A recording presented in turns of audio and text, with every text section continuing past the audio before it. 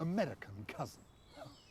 Who's your favourite wrestler? Big Daddy and Giant Haystacks. Big Daddy. Mick McManus.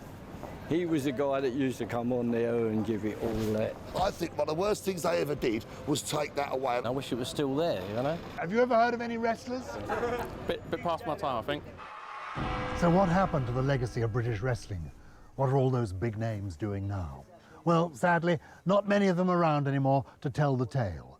But there are a few legends left, if you know where to look. Wayne, 3 times world champion. What's the move you're best remembered for? They say the flying headbutt. And have you found that useful when running the pub on a Friday night? Sadly, I can't run across the ring anymore, and they're all too old to take the headbutt. Well, look, here's a fellow champion, Frank. Hello, Good Giles. to see you. And Sarah, Mrs. Bridges, you're a champion too, but you're a bodybuilding champion. What for you guys was the secret of wrestling's attraction? Well, I think it was the camaraderie amongst the wrestlers. Each one in that era were characters, weren't they, Bill? All different shapes, different sizes. They looked the part, they acted the part. They could entertain you for hours without putting their trunks on. So they were storytellers in their own right. So the big stars may have disappeared from the small screen, but what of British wrestling itself? Is it still going on? Jon Ritchie is a 2 times British heavyweight champion and 31-year wrestling veteran. Here at the Bucket of Blood, he's training a new generation of wrestlers, keeping the British style alive. You were there in the 1980s, in the golden age. What was it like? It was a great feel, lovely people, and I was on sort of 4 or 5 nights a week with wrestling superstars. Why was wrestling axed from British television in 1987?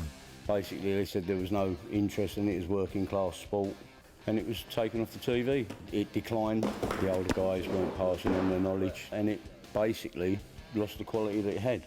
What's the future for British wrestling? It's alive and kicking. And do you think it's going to come back on the box?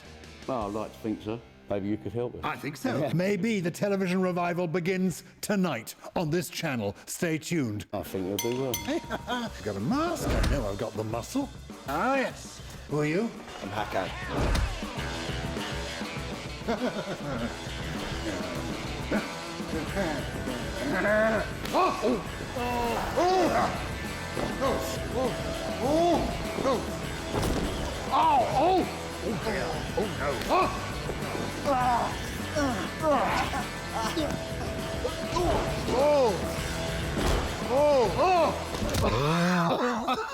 I heard him.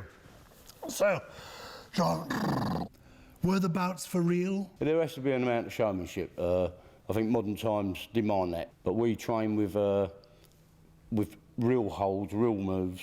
So what you're seeing is real wrestling. In its heyday, British wrestling was a national institution, watched and loved by millions, glued to their sets on a Saturday afternoon. We may have lost the flamboyant costumes and the big names on the small screen, but the sport lives on, thanks to wrestling academies like this one. And as for it not having a broad popular appeal, let me tell you on the best authority that Her Majesty the Queen is a huge fan. Ah, yes.